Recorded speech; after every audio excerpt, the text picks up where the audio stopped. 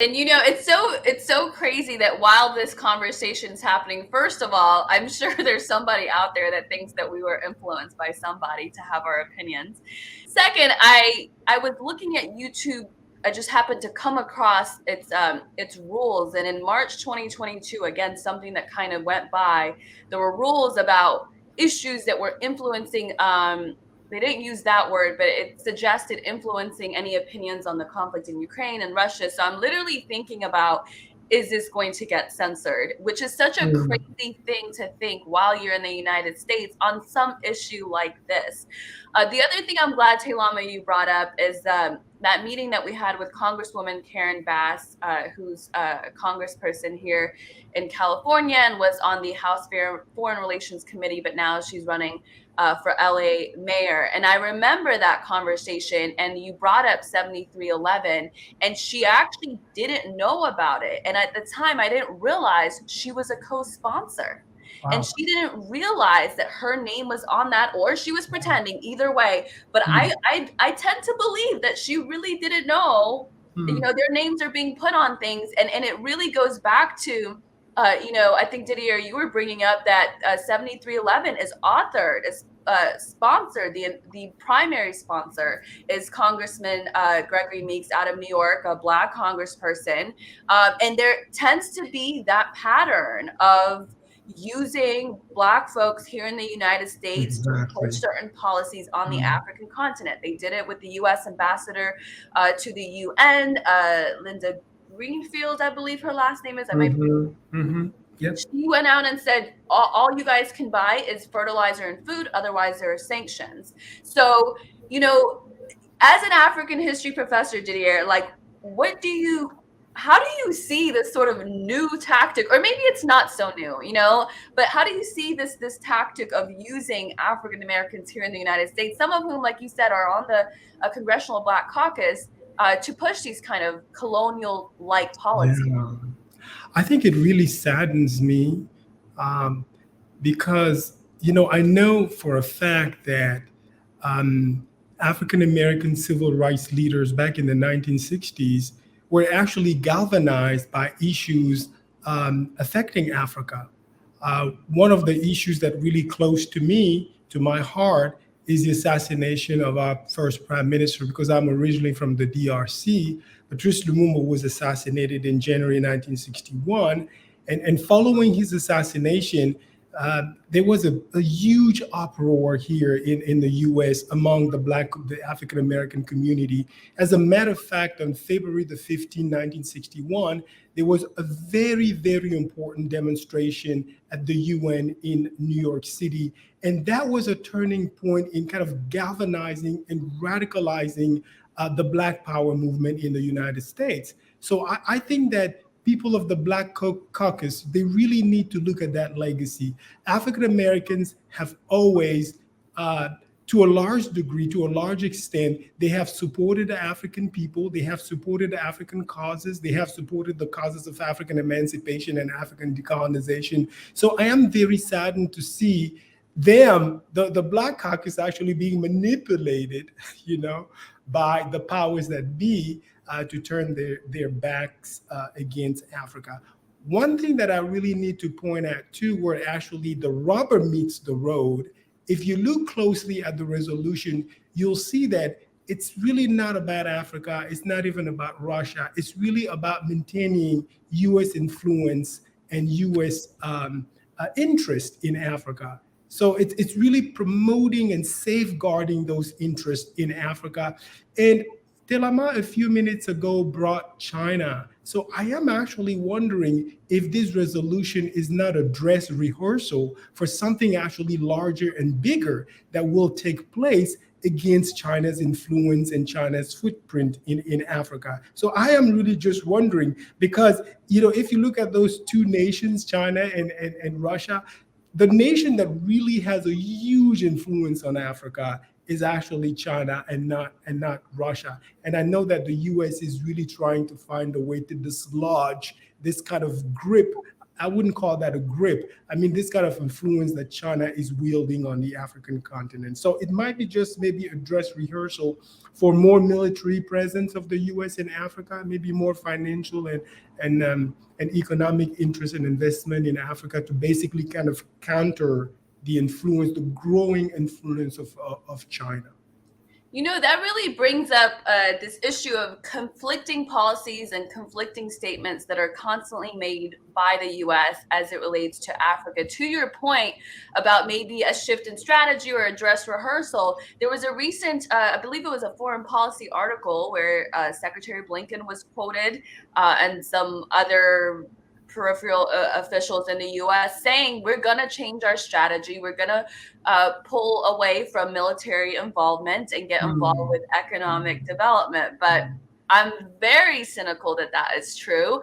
Just a few months ago, the Biden administration sent hundreds of U.S. troops to Somalia, reversing former President Trump's withdrawal. That does not suggest to me that is you're moving away or they're moving away from military presence. There's no indication that those troops have moved since they were sent there in May. And so it just seems to be a lot of lip service. And my concern is this is a case of the tiger will never change its stripes. They'll say whatever it is they need to say, but they'll ultimately underestimate the power that's on the African continent, the consciousness that is rising on the African continent.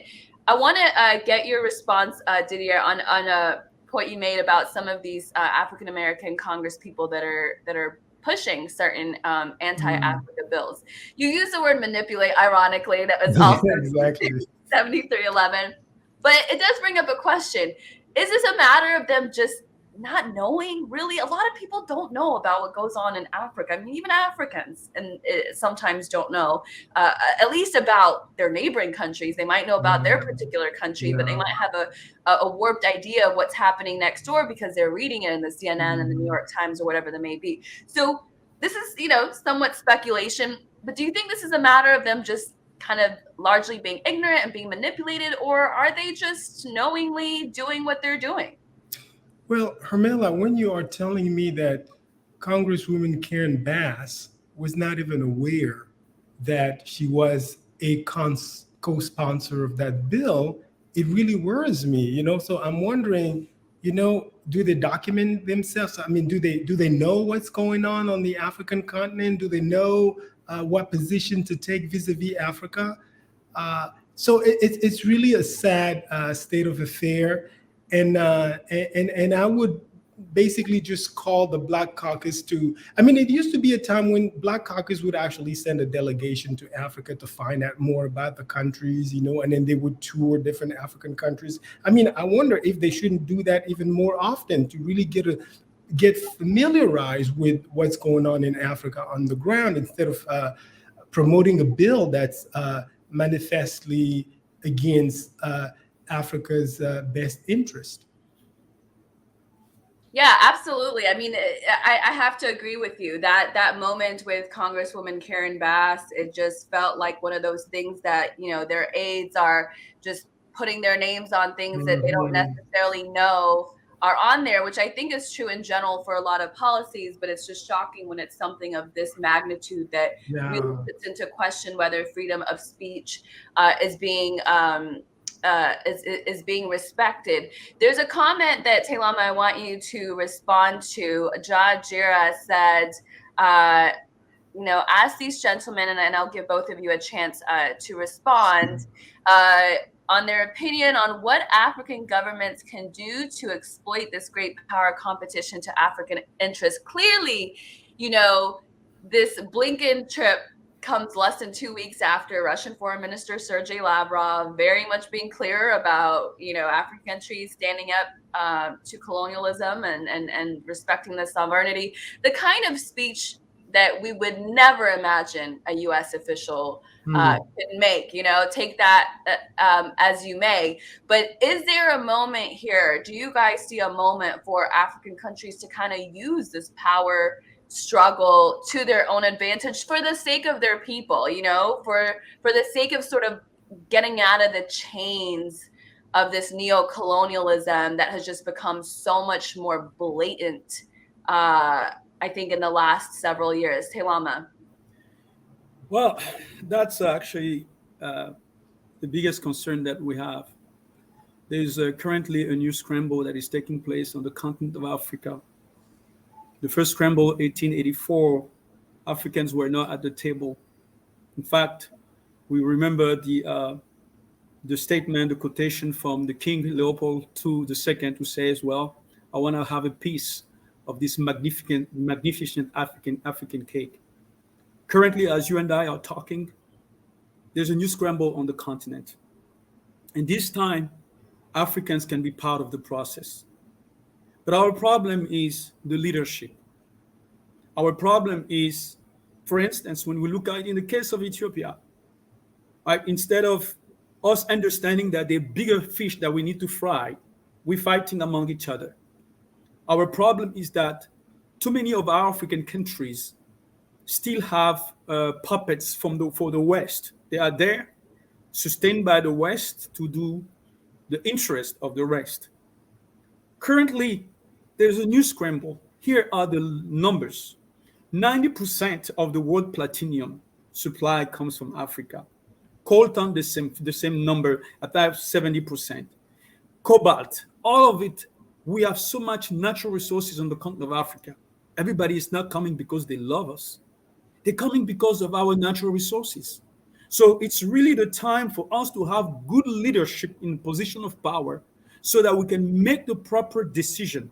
Because the biggest issue that we might face, right, just like our founding fathers, right, they face colonization, and we can be proud of the fact that Ethiopia was the nation that defeated the Italian that's never been colonized. But right now, there is also a sense for us to play a role for the future generations. And but right now, in this race of rally, we have dropped the baton for so many African countries. We have failed to basically take in charge of the challenges that we are facing. So therefore, we are not prepared to tackle that new scramble of the continent of Africa that is taking place because we are too busy fighting among each other, because we are too busy of some of our African countries stealing billions of dollars to place them in France or any other type of European places while our people are suffering, right? So we have puppet in position of power. So yes, it's a great time for us. But I am not so sure that we are able right now because of our failed leadership that is incapable of understanding that the biggest enemy, the biggest challenges for us is not you, brother who's Tigray or Amara, who's not Yoruba or Yoruba and Hausa, or in Congo Brazzaville, Mboshi or Congo. It's the fact that our continent are so rich and everybody is coming. And they're not coming because they love us. They're coming for their own personal interest. So we need to protect our interest. We need to have leaders that are interested in protecting the interest of the people. But that's not what we have for the most part. We have people who are stealing billions of dollars in our African countries. Basically, the same way as years ago, and Didier is more qualified than me to talk about this, when the slave trade took place, some kings, I believe, were part of the process of selling their own people, right? The same process is still in place. We are not selling our people, we are selling our natural resources. And you know what? Some of us, right, are receiving the millions of dollars for our family, our kids, and then the whole country is falling apart because those resources are not being beneficial for the people of that country. And so as long as we are facing that, we have a problem. And we, the diaspora, that's why I encourage you in the work that you're doing. We are the one who can put pressure on the US government and put pressure on the local government in our African country so that we have the qualified, better leadership that can make the decisions for the young generations that are coming. That's, I want to stop at that point. And Didier, before you answer this question, I want to present another layer because you are an African history expert and professor. So first question is, how can the African continent actually, capitalize, for a lack of a better word, on this competition? But another layer is, as someone who knows African history well, how how aware are people that you meet that are from the African continent about their own story or the accurate versions of their own country story or the countries around them? And I imagine that it's really frustrating for you to watch how warped people's ideas Yeah. and stories of their own countries, let Mm. alone their neighbors, are. So Mm. where do you see the consciousness at this point, and has it Mm. changed over the years? Well, that's a very good question. Two very good questions. One from one of the viewers, and then your last question about the consciousness of African people, consciousness of about their plight, consciousness about the solutions, also the challenges and the solutions. To the first question, I think that Teylama really provided a very good answer. It's a problem of leadership, and if the competition between Russia and the US and China are going to turn into a new Cold War, then we have the answer. We know that during the Cold War, African governments and African leaders were not really able to play out one superpower against the other superpower for the benefit of their countries. It wasn't possible because they were basically in the pocket of some of the financial multinationals and Western governments and so on. They weren't really working for the interests of the people, but for their own interests. I think that the biggest problem tied with this problem of leadership is accountability. Are you accountable to your people who elected you as president, or are you accountable to foreign governments who actually helped you rig the elections and have the power that you have? So that's, to me, that's the biggest problem, is the problem of accountability. A country such as South Africa has the economy, has the might, has the democratic system to actually stand its ground against Blinken, against the US, and have a minister say, no, you're not allowed to bully us. You cannot bully us. Enough is enough. But do we have other African leaders and governments can actually do the same? Probably not.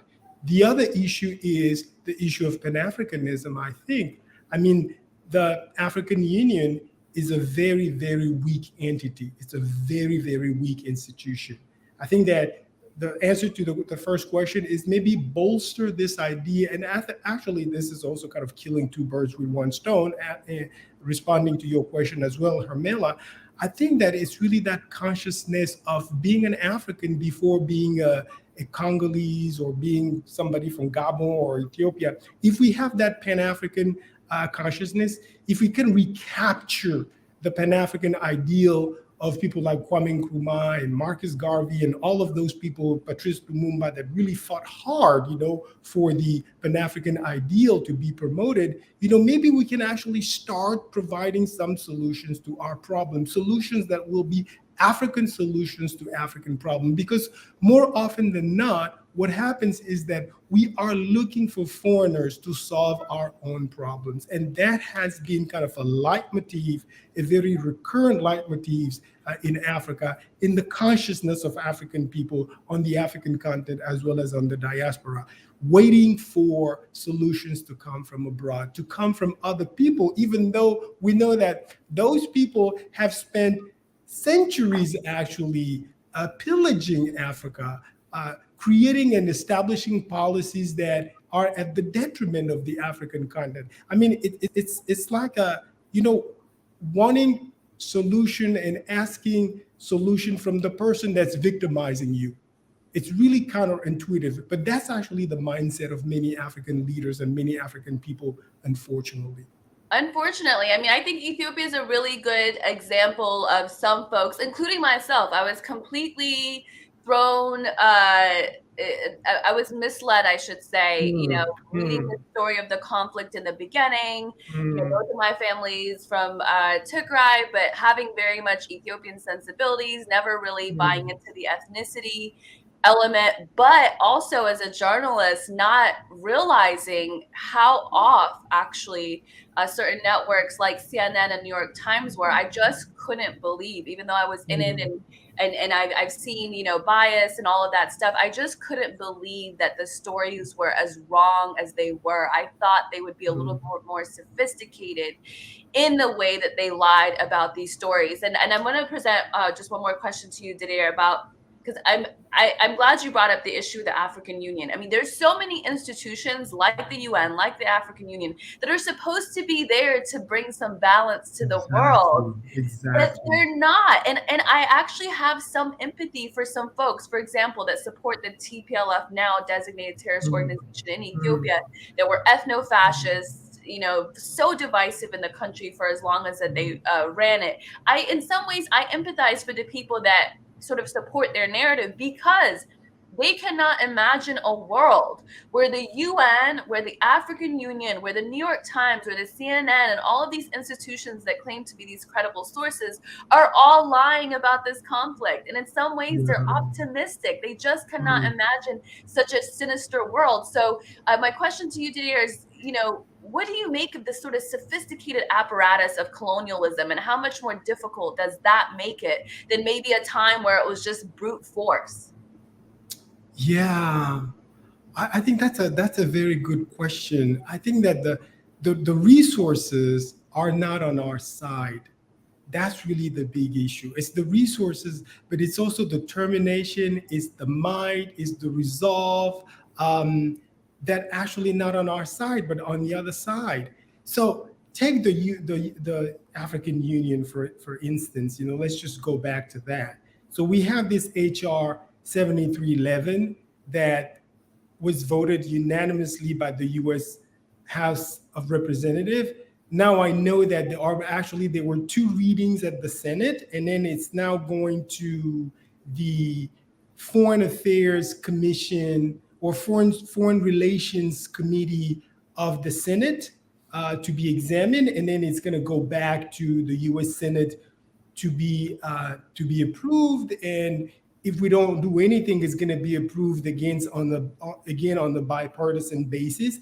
So my question is that, why just leave South Africa as the lone voice to counter this resolution?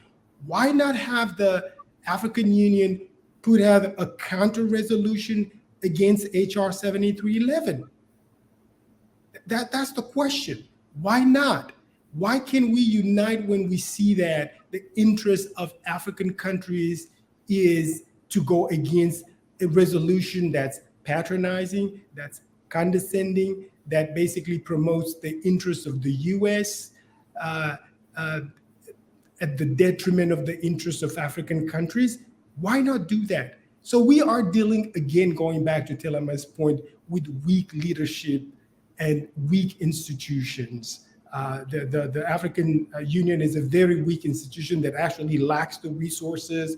I read somewhere, and this has to be verified and confirmed, that a big chunk of the budget, the running budget of the African Union, is actually coming from the European Union, which actually is just mind-boggling. So there is no will, there's no willpower, there's no determination, there is no resolve, and we are basically leaderless. We have poor leadership, and that's the great problem that we are facing. Yes, one caveat I'll say to that, and of course things can change over time, but the current Ethiopian Prime Minister appears to be a little bit different in that case, which is why he is so viciously attacked on the world stage. He did get the Nobel Peace Prize for creating peace with Eritrea, which was at a Cold War in a sense with Ethiopia for a long time, because of this ethno-fascist leadership, the Tigray People's Liberation Front. They got out of the picture, and all of a sudden Ethiopia and Eritrea could get along. I mean, these are countries that fought this border war in 1998 that killed over probably 200,000 people when you consider both sides. So they gave him the Nobel Peace Prize for that. But when the alliance in the Horn started to strengthen, and there was this sense that the U.S. was not going to be in control the way that they were in the Horn under the TPLF leadership, there was all of this, smearing campaign, called him a genocider. Trying to wipe out all ethnic Tigrayans, leaving out the fact that the TPLF actually attacked a National Army base, killing so many soldiers, and that's how the war started, which admitted by Senator Chris Coons of Delaware, but kind of as a little bit of just like a footnote, as if that's not the what the entire conflict is centered on. And so because the TPLF is a reliable proxy of the US, they've been pushing their narrative, which goes back to narrative for a very long time. So even when there is good leadership, there's just so much that works against that leader and the country. And some of that is its own citizens that have bought into the story that the US is telling. So Teylama, this whole concept or reality really of all of these different institutions, African Union, UN, European Union, all seemingly the same entity in a sense. How difficult have you found it is to explain to people from the African continent or African diaspora about the way this works? Or is everyone around you pretty conscious in the way that they understand the stories out of Africa? Well, I think everybody understands that the African Union is the result of, it's an institution that is there.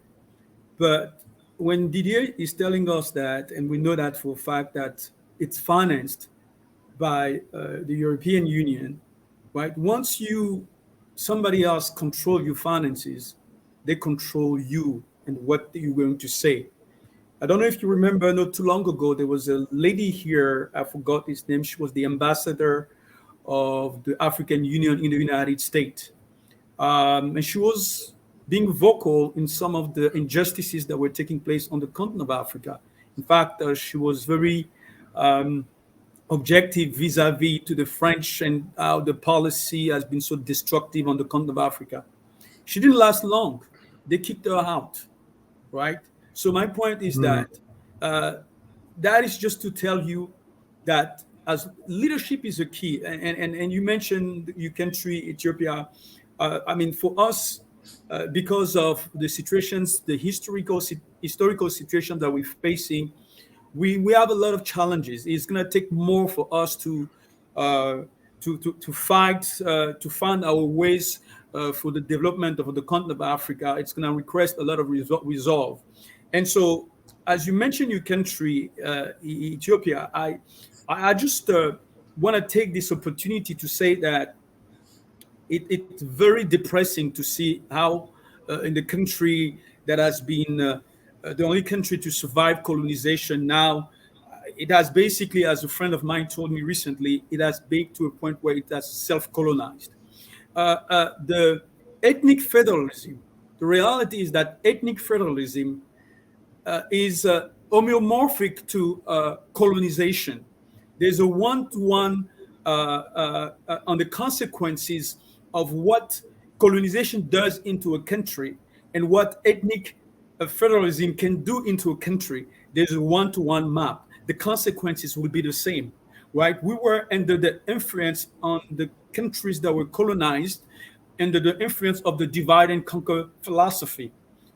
And what you see as you look at the situation in Ethiopia is a divide and conquer that was self-imposed by Ethiopians themselves, right? Because you have created this state based on different tribal and tribal ethnicity.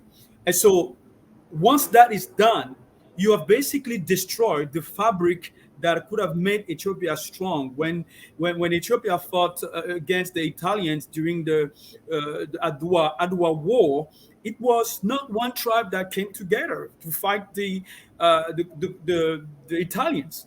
It were all the Amara, the Tigray, the Walaita, and all the groups. They came together to stand for the sovereignty and the freedom of the nation of Ethiopia.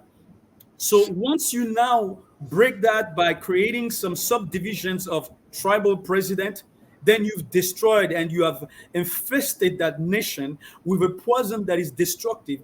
And if Ethiopian leaders, I'm saying, do not overcome and come to a negotiation table for the greater of Ethiopia, well, what we can see is a country that is falling apart, right? And just like other African countries, when I'm looking at Ethiopia today, it seems to me that it looks like a colonized people. But my point is that at the end of the day, leadership is the key, because it was a set of leaders that created ethnic federalism in Ethiopia. So just like all the other leaders that we have had in other African countries, where we're not able to remain because they were kicked out from the colonial power. So yes, leadership is not going to solve all the problems, but it's a great start to have the right people in the right position to lead the nation. People who are working to serve something greater than their self-interest. That is basically what we need on the continent of Africa. Absolutely. To your point, leadership is important, but the way that everybody reacts to that leadership and is willing to be led is also really important. I'm glad you brought up ethnic federalism in Ethiopia. It's a very it's a very emotionally charged issue because it has kind of done what colonialism would have done and institutionalized it. And now there's a lot of unlearning that has to happen. I read somewhere that one of the most important forms of learning is unlearning. That is having to happen with the people. I do tend to be optimistic in what goes on in Ethiopia because majority of the country has rejected this ethno-fascist entity, the Tigray People's Liberation Front. But there's still a lot of trauma that has been in place for the last 20 plus years, a lot of injustice that needs to be righted for it to actually work. I mean, it's a huge country. It's a country of 110 million people. So definitely the work is cut out for the people. Didier, I want to go to you a little bit, and I do want Teylama for you to answer this also. What should we be doing next? I mean, 7311 has challenged what we're willing to take. If we sit back and just allow it, it just really signals to them they can pretty much do anything. I don't know what more you can do but criminalize basically dissenting voices of African people. So what do we do next?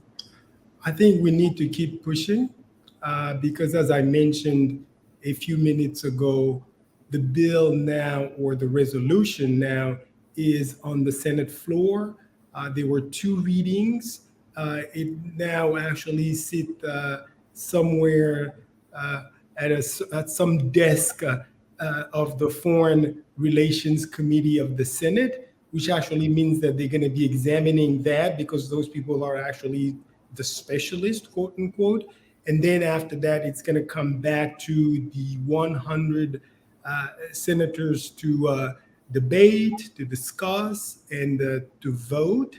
So I am actually, as I said at the very onset, at the very beginning of this conversation, I was really happy to hear that Blinken is actually softening the U.S. position and saying that the U.S. is not in the business of dictating Africa what to do. I think the whole mindset that our enemies are your enemies has to be gone. We have our own interests as African people. So right now, what we are asking people to do, the petition that Teylama actually came up with, the petition going to be probably posted, I think, on change.org for people to sign, and people can actually get in touch with their representatives, with their senators, to basically tell them that enough is enough.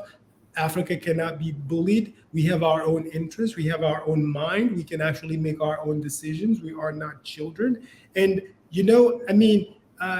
people need to understand that it's not only African governments or African people on the African continent that are targeted that can actually be sanctioned because, they are associated with Russian people, but it's also people of the African diaspora, including in the United States of America. So we are also the target of that. So that's why what we are saying is that there is the petition, read it, endorse it, sign it, and send it to your representatives, send it to your local representatives and to your senators, and tell them that you have taken a stand. You want Africa to be respected, and you do not want to set a precedent. Because if we let this go, if it passes the Senate, if it ends up on the desk of the President of the United States, Joe Biden, to sign, that means that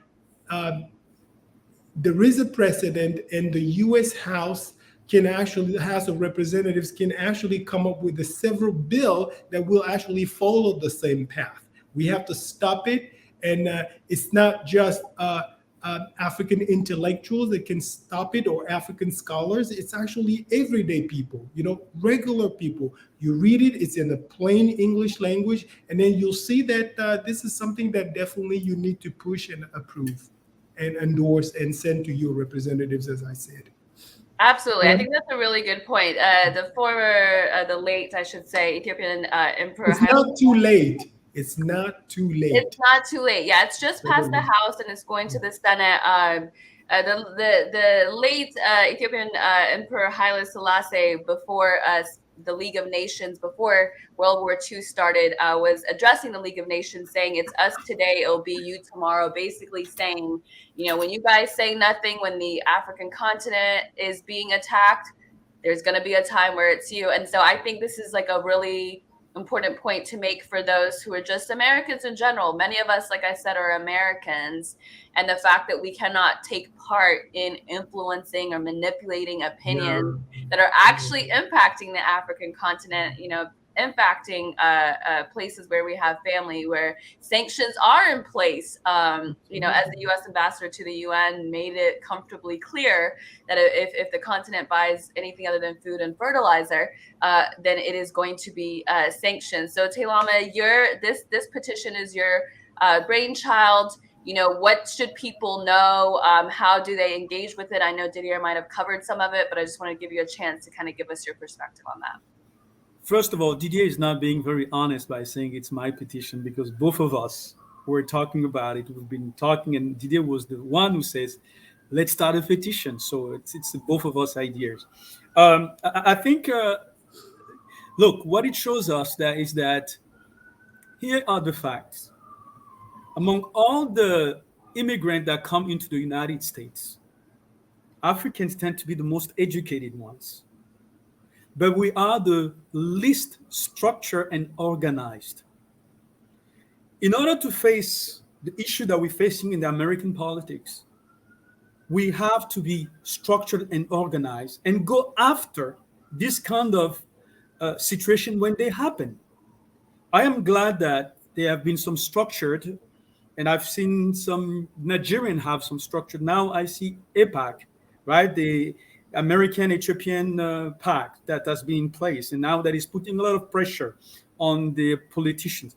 That is how the American political system works. Because today we are facing this petition, but tomorrow I guarantee you there's going to be something else. Because the prejudices against Africans are deeply seated in the fabrics of the brain of people. And in our own self, we are impacted and infected deeply in our consciousness, right? There's that double consciousness where you have been so miseducated about Africans that things goes and nobody talk about it. So if Africans get to register, to restructure themselves, get organized, then when something like this happens, we can all write a letter. We can act upon putting pressure so that it can be stopped, right? I remember a few years ago, Hillary Clinton was running for a senator of New York. When she was running for senator, she made a comment in New York on Arafat's, former PLO president Arafat's wife. I don't remember exactly what the comment was. But the Jewish community in New York put so much pressure on her that she retracted that comment a few days later. That's how it works. And as long as we're going to continue to sleep and just be dormant in this country, people are not going to respect us. We have to impose respect.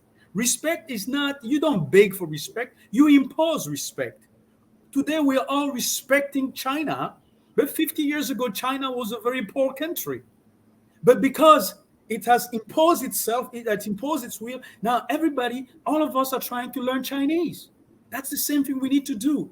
Africans need to stand for themselves. Those who are here, we need to be structured as you guys are doing.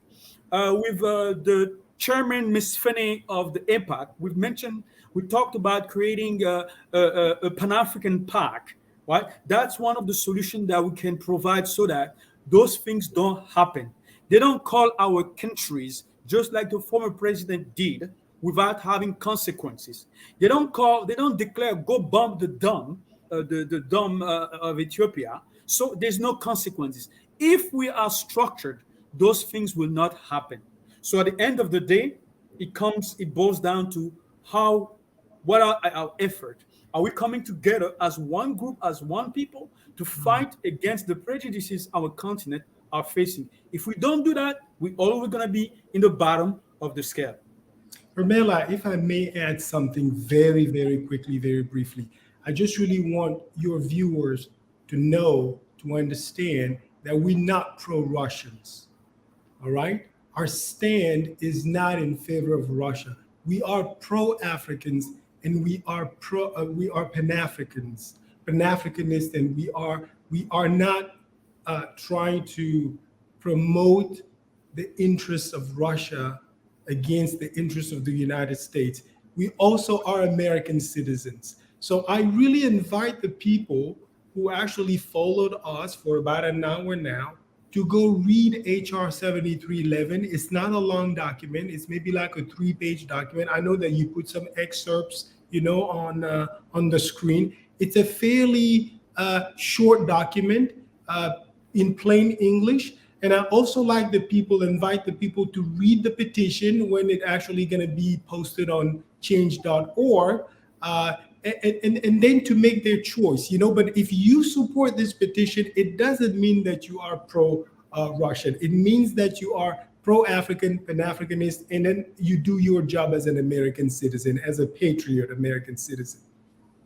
Absolutely, yeah. I think Africa is saying this has nothing to do with us. So stop dragging us into it. We're not, just like the South African minister said, we're not pro-war. In fact, we hate war. We know the damage and untold stories that it creates. And so we're not for it. And we want diplomatic solution to this as quickly as possible. Stop dragging us into this. It's really the point that it's making. And same is true, I think, for much of the African diaspora. Hey everybody, please support independent journalism by going to patreon.com/HermelaTV and becoming a member. Thank you so much for your support.